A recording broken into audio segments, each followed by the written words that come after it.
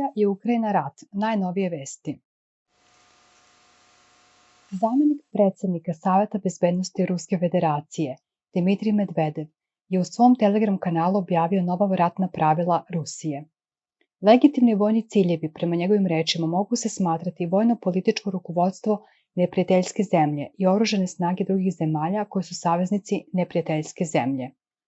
Medvedev je napisao da se tokom aktualnog sukoba sa Ukrajinom pitanje legalnih vojnih meta tumači na različite načine, ali da postoje pravila ponašanja u vreme rata koje potiču iz svetih izvora.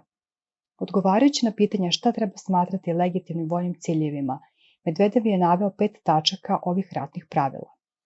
Među njima vojno-političko rukovodstvo neprijateljske zemlje i oružane snage drugih država koje su zvanično ušle u rat, koje su saveznici neprijateljske zemlje i objekti koji se nalazi na njihovoj teritoriji. Vojni analitičari smatraju da su ovi ciljevi koje je naveo Medvedev znak da Rusija računa da će se rat iz Ukrajine preliti širom Evrope. To je također poruka Zapadu da se Rusija neće povući iz ovog rata u Ukrajini dok ne završi započet posao. Medvedev je u više navrata o Evropskoj uniji govorio kao o slugama Sjedinjenih država.